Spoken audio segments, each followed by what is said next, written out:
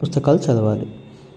పుస్తకాలకై వెతుకుతూ ఉండగా నేను ఒక పుస్తకాల దుకాణానికి వెళ్ళి ఆ దుకాణదారుడిని, మీ దగ్గర ఉన్న మంచి పుస్తకం ఏదైనా ఉంటే నాకు ఇవ్వండి, నేను చదువుతాను, కొనుక్కుంటాను అని చెప్పాను.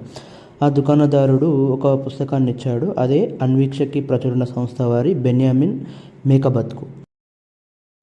వలసదారులు.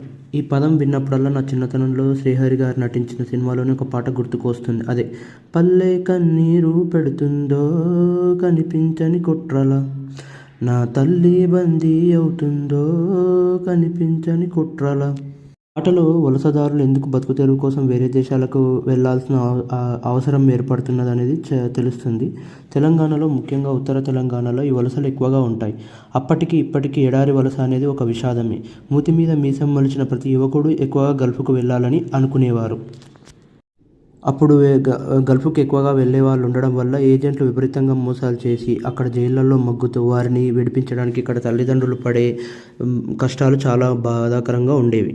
అలా గల్ఫ్కు వెళ్ళాలని అక్కడ ముందుగా ఏం తెలుసుకోకుండా అక్కడికి గల్ఫ్కు వెళ్ళి చాలా కష్టాలు పడి అక్కడ జైళ్ళలో మగ్గుతూ ఇండియాకు రావడానికి కష్టాలు పడుతూ జీవిస్తూ ఉన్న కష్టాలన్నీ ఈ పుస్తకంలో చాలా చక్కగా వివరించారు.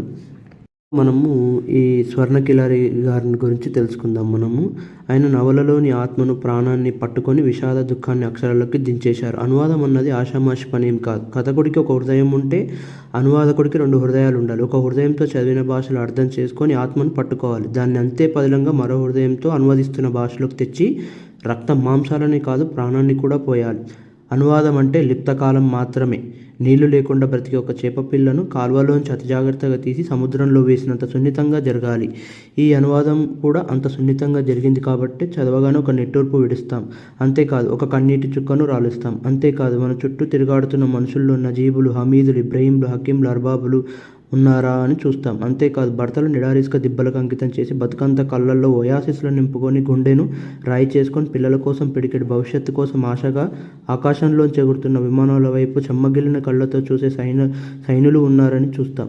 ఎడారిలో కూడా నిండైన హృదయంతో తోటి స్నేహితులకు సహాయం చేసే కుంజిక్కులు ఉన్నారా అని చూస్తాం. కథ, కవిత్వం, నవల, నాటకం ఇలా సాహిత్య ప్రక్రియ ఏదైనా సరే చదవగానే తనలోకి తాను చూసుకునేలా, సమాజంలోకి చూసుకునేలా చేసేలా